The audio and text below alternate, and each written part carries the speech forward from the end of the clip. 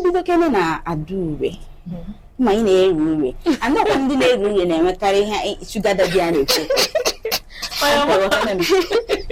Elu sugar daddy kedu ihe mbụ na-apụta gị n'obi? Okay. Uru dị na ya ahụ. Mana ndị nna ukwu sugar. Gị na ndị ukwu sugar ya. Ha na-ereshi ike. Oh, mokorebe. Okay, onye dị chọọ. Anyị dị chọọ. A ga-adọ bam. Like, a na-achọ ka ha dori ma ga-adori. Mana nna ukwu sugar na-enwe strength o. Kwa ka anyị hụrụ ha n'afọ. Eziokwu. I travel the next day. Daddy, I'm hungry. I say okay, I'm going to check in our account, especially in this Dinda number. Ifem Kili Podcast.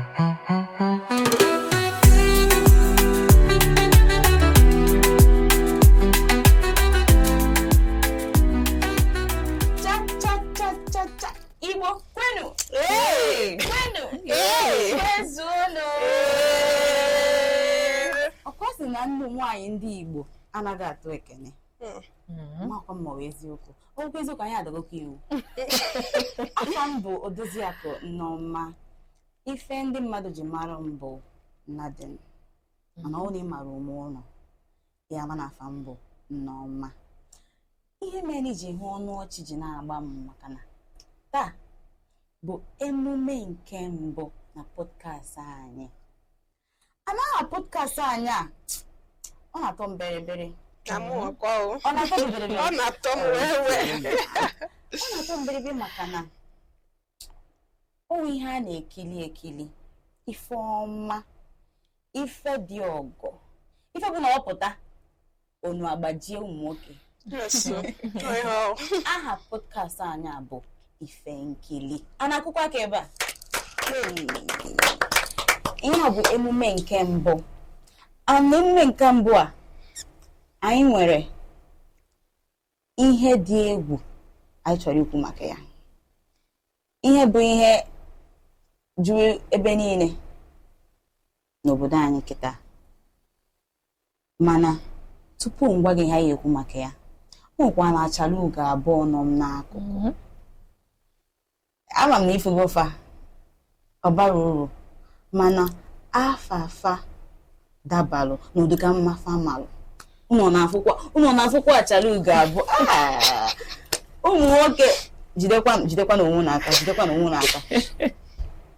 Afa bụ Adaure na Adaugo.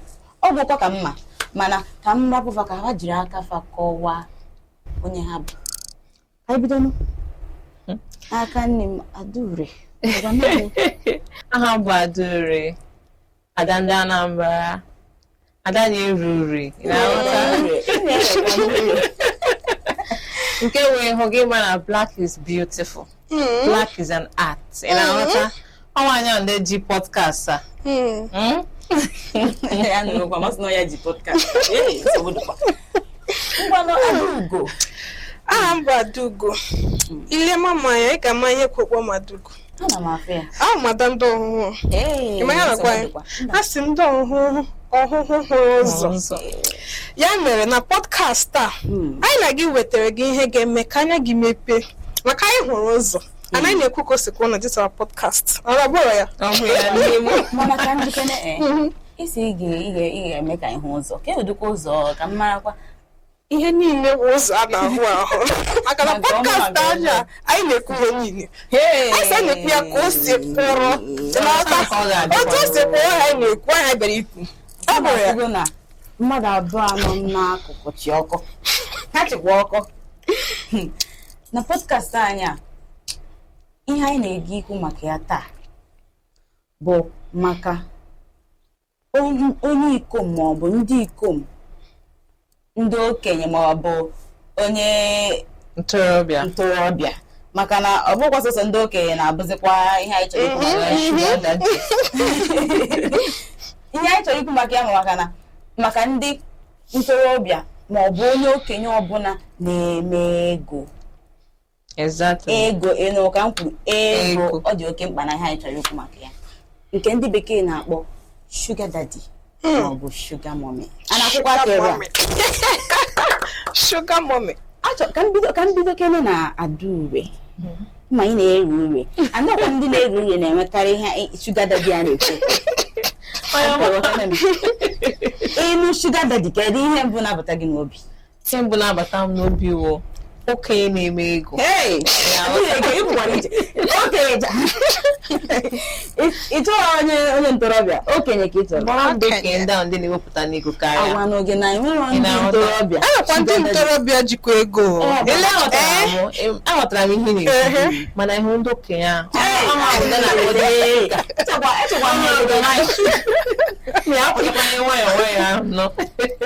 ọka ịhụ na-ekwu na ndị a na-eme nwayọ nwayọ ndị a na-eme nwayọ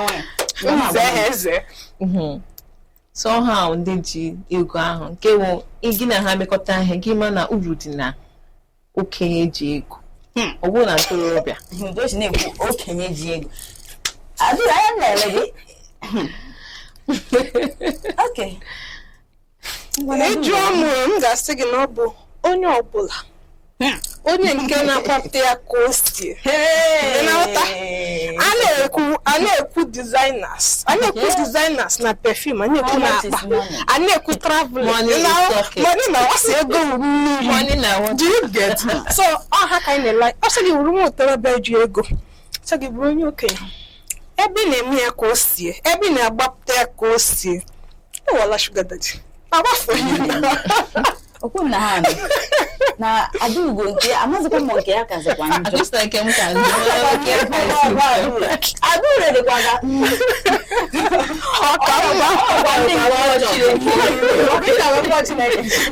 ọzụzụ e nyere Adaugo n'ụlọ ka na-ese ịhụrụ nke Adaugo ekopụla Adaugo igwepụla na-ekwu ya ka o sekwa ụlọ nke ihe ụjọ ka m kwuo ọgwa nkonye onye nwere osisi doro na ikonyekwa ya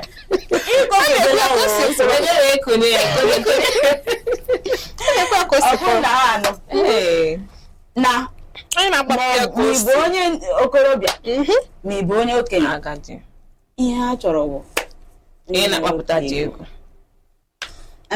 kekwana ihe wụ shuga ma ị na-ere ọ ga-awụrụ bita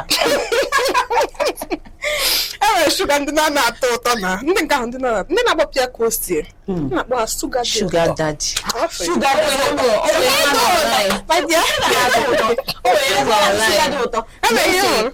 ka ihe wu sugar daddy n'Igbo asị na nwoke ukwu shuga ukwu shuga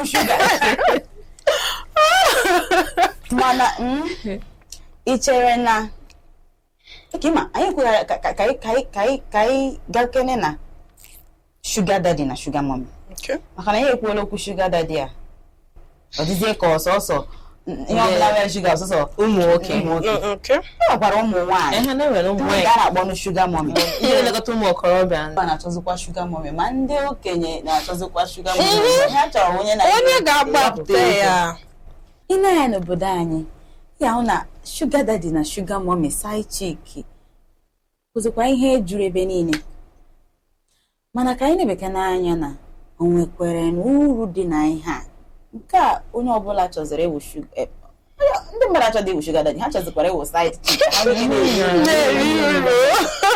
ka anyị na ma o nwere uru dị na ihe a Adaugo ịjụọ m aga m asị na enwere uru ihe niile nwere uru nwere ọghọm mana ka anyị leba n'anya na ihe uru ya ọ dị ka otu ngwa gị na sugar daddy bụ onye na-agbapụta ya ka o si ka ihe ngwa gị onye na-eme ka ị na-aga na-abata nne m enwere ụmụ ọsọ bụ ịhụ ha like this ọ bụ na ha agala about 6 different countries within a year ị na-aghọta ke ndị na-sponsor ya sugar daddy no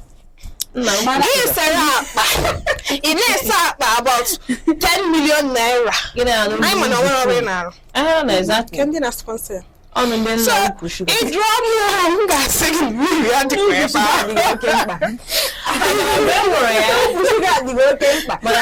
na-enweghị nke online mmemme ọchị ekwe ebe maka eleke nna ukwu sugar ọnwụ n'ukwu bere ya na-akpọpụta n'ego oke ikwuola n'ihe uru ya wụ ihe a na-enweta ego na-adị n'akpa ihe niile gwara anyị sọsọ ihe nke ụwa a na-enweta vanity ka a na-akpọ ya. So ị ga-echefu vanity gị na. You have to choose your vanity now. Adụrụ ahụ na nke akara gị njọ na uru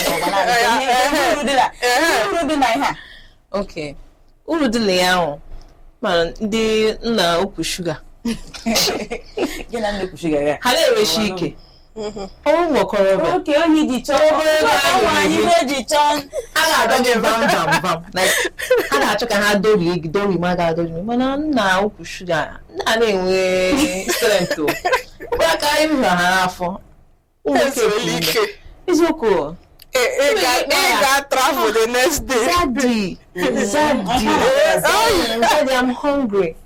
What's your name? I'm going to check in our account, especially in this in Anambra.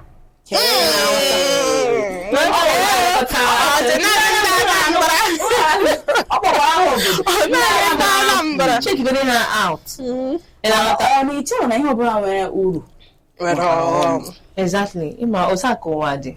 Enwere uru nwa nke iche wiki wo na ihe nda anyị ekwu okwu ya. Ọghọm kebe maka nna ukwu shuga. Ọba chọọkwanụ ka ọnwụ naanị ya. N'ebe ọghọm ahụ dị, gị gbanye nọ na cage. Ihe ndị bekee na-akpọ cage, you were a prison to this particular man. Ị na-aghọta?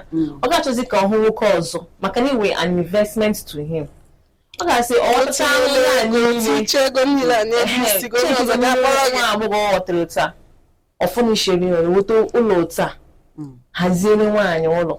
Mepere ya biznes ọ na-enweta ego. Na-shine. Ụmụ skincare spots niile ndị a niile gị na ahịa.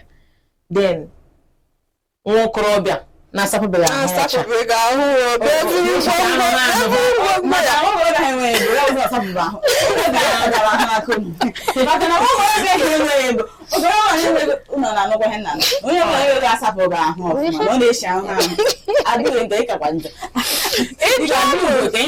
Ịjụ mọrọ m ya ihe nkwe na-ekwu ịma asị ọwụwa ụmụ nwoke ịhụ nwa agbọghọ na-eso onye nwoke because most of the time ndị nwoke anyị na-eso nwere nwunye n'ụlọ ị na-aghọta mana gị na this particular person agala several places to ndị mmadụ ahụla gị onye nwoke nke ahụ gị witi onye nwoke nke ahụ gị enwere otu ọ ga-adị ịka nwụ na ịka nọ na that same city ya wuo na ama ga-ama na onye nke awụ iko gị nwoke ruo onye lụrụla nwaanyị ndị na-ahụ gị nwere ike ha ga-elemakwa gị anya ka nwaanyị a na-alụ alụ a kwesịrị ịlụba ka dịwe n'ụlọ ị na-aghọta ihe m na-ekwu ọghọm dị n'ime ya m ga-agwa gị then sometimes ndị side chick ha na-emefe enwere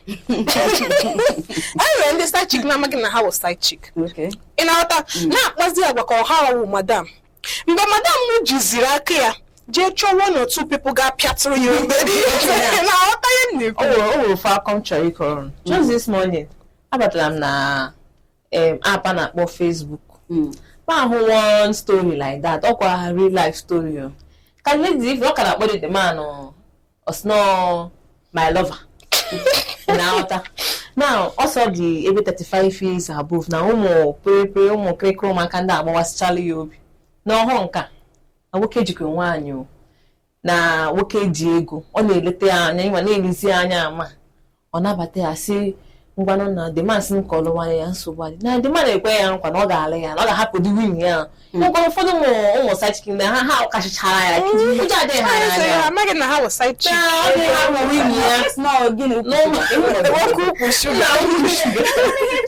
ọ ga-ahapụ na-ata ezinụlọ ya but eziokwu kwa the man hapụkwara nọ ezinụlọ ya maka na ọ ji bịa dịrị ime the man agara ntere ya ụlọ ha nọ na origi 1 month ofu ọnwa onwe miscarriage n'ụzọ dị nwa ị na-aghọta bidozi ma n'okonye maybe nwunye the man aga agha ya nje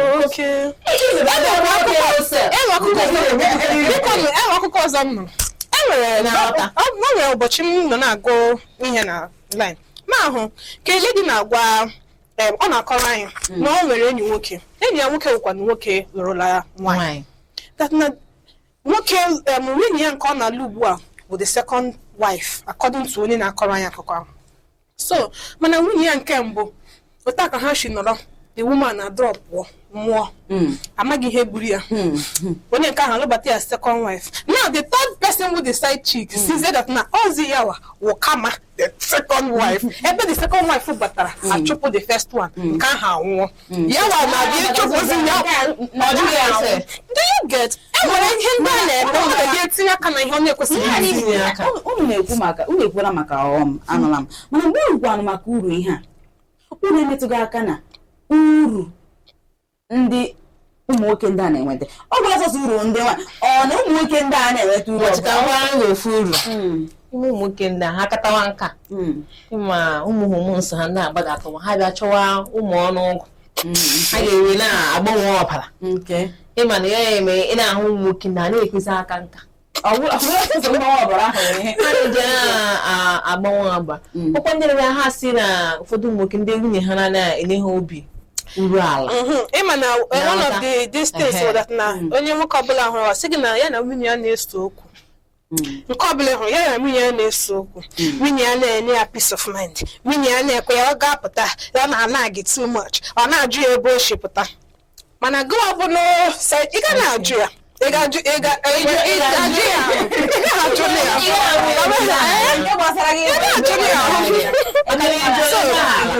so nke nwoke ọ garacha ọlụta ọ mana ị ga-ajụ ya ajụjụ so ọ sị gị na ewu safe place ya ebe ọ na-enwe obi umeala na ọta ikwuru maka ịgbanwe ọbara ọwụ na hospital dịgo ha bụ blood transfusion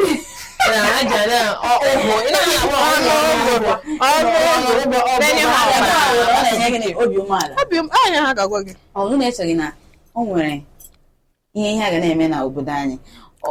Obodo nwere ọtụtụ side chick na sugar mommy na sugar daddy ka isi chee na obodo ahụ ga-adị. Nne ma dị m na ya dị m shọ na ihe ahụ na a ga-agbanwe ya agbanwe like ụbọchị m na ndị mmadụ na-akọ ya akụkọ ụmụ ha na-ekwu sị ihe a aga-emeta eme ha ụmụkasị ha dị polygamous in nature ụmụ nọsensị ya ha dị polygamous in nature ị na-aghọta so dị m shọ na a ga-emeta ya emeta ụmụ nwoke sị ka ha kwụsị ụmụ nwaanyị ha ga-eme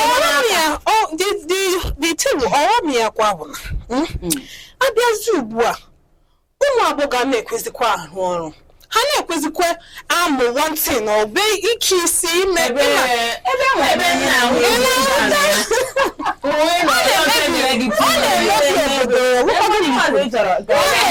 ahụ ụmụaka ma mehụ na ndị a na-eme ụmụ street interview ndị a ị ga-ajụ nwa agbọghọ ka ihe ị chọrọ na nwoke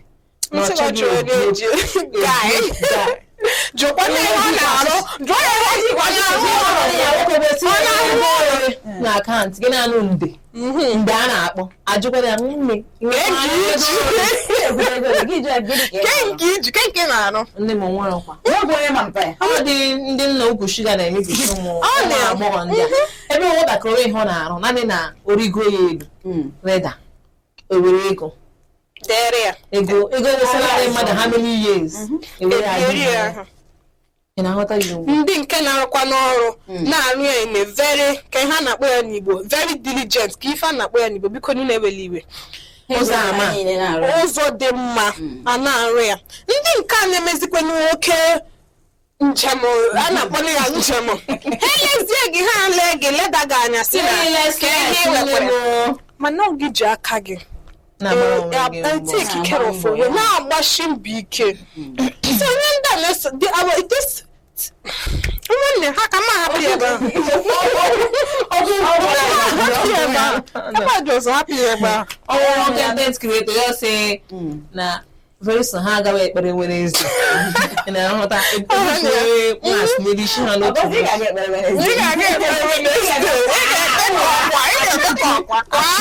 amapiano ụmụlagwu ụmụ ọmalagwu ọ dị na-eme advice ndị ọma na-ege m ntị ụlọ anụla n'ihe anyị nwere ikwuta maka sugar daddy sugar mommy side chick onwekwa ihe nwere ịgwago jirizikwa eze gị abịga a na-ekwu jirikwa ire gị ya masịkwa mechara ịwụ side chick mechara ịwụ sugar daddy mewo sugar mommy maka uru dịkwa ya ụlọ na-akọrọ n'ugbu a aka nwoke mechara hapụ dị lady hapụrụ na ya maka nwaanyị bezi na-emebishi mgbaka na-emebishi n'ụlọ jiba na-akpọ nwanne dị lady si ya nne belekwa nwanne gị nwaanyị tiga ya nọ na maka na nwoke edele mgbomgbo ọsọ gafụkwa nwunye ya ahụ and funny enough ọlụkwa nke ahụ alụ nke abụọ ahụ ọlụ ya alụ nwunye ya garozie nwunye ya na nwunye ya ebirizie n'udo ọ blọk dị lady ugbu a lady nụzi na psychia a na-agwazi ya so mgbe ọbụla were aka ya họrọ nke dị ya mma ọ na-ahụla na ya ụnụ anụla ahịa Adaure kwuru ụnụ anụkwanụ nke Adaugo kwuru ha zazakwara Adaure ka Adaugo ka ha wee ji mana ọ dị mma ọkwụ ka aha ndị Igbo si atọ ụtọ Adaure maka ndị na-ame ha mụọ ụmụ ha agụọ ha bekee ama ma ọ na iwe onye Igbo nke a ga-emetụ gị mana gbalịa ka ị nwee ihe ị ga-eme wit onye Igbo mebi ilu onye Igbo ma ọ nwee nne onye Igbo mee something wit onye Igbo Igbo amaka yes Igbo amaka Igbo asọka chọzọ ịgwanụ ndị na-ege anyị ntị ihe anyị chọrọ egwu unu ndị Igbo na-ege anyị ntị wụna unu jisi ike na-eso ihe onyonyo ife nkili ebe ahụ ka anyị na-ekwu ka o si kwuru anyị n'ọnụ ebe ahụ ị ga-ahụ ụmụasa Igbo na-ewetara unu ihe na ịma pọkast niile anyị na-enwe ugbu na ozi bekee onye ọbụla n'afọ mụzi ntụnye accent so anyị nwana ji Igbo na-abịa ọ bụrụ na nwere ebe anyị nwere mistake ọ nagidewekwa anyị agaghị ewetara unu akpụrụ na-atọ ụtọ ga na-asụ ụsọ na mkpụrụ obi biko unu biere anyị aka na ihe onyonyo anyị ma nke a na-akpọ Instagram anyị nakwa na TikTok anyị nakwa Facebook anyị nakwa X anyị nọ YouTube unu na-abịere anyị aka na-esoro enwekwa ihe nchọrọ egwu anyị enwekwa tọpik nwere si ka anyị kọrịala ya otu ndị na-akpọ comment section ma ndị anonymous kesaa na ozi a ka ụwa niile nụ nke a wee emume nke mbụ ndị Igbo si na ụra tọọ ụtọ ekwo ụra nke anyị atọgbukwala onwe ya ọ bụ okpo ka anyị na-akwa akụkọ Igbo ihe nke a mana tupu anyị emechie nwaanyị mara mma nwaanyị eji eje mba anyị nwere obere surprise a chọrọ ibere gị ịmanụ Monday bụ birthday gakwa ya anyị asị ka anyị were na birthday gị ji mepee podcast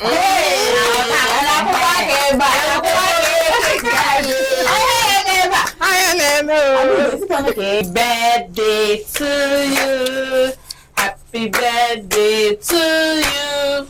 Happy birthday, happy birthday, happy birthday to you. How old are you now? How old are you now? How old are you now? How old are you now?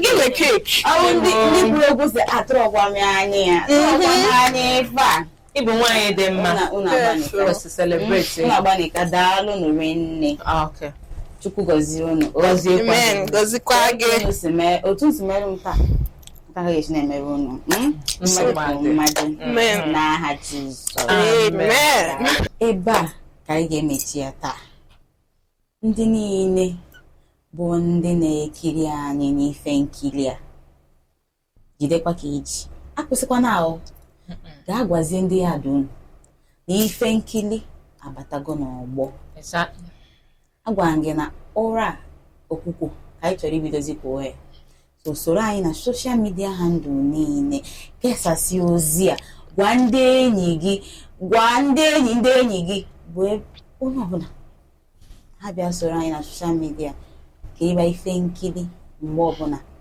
anyị dọrọpụrụ ya na soshal midia enugo dịka anyị na-ekwu ife nkiri ebe anyị na-ekwu ka o si kwụrụ kpọmkwem tiri Ife nkili podcast.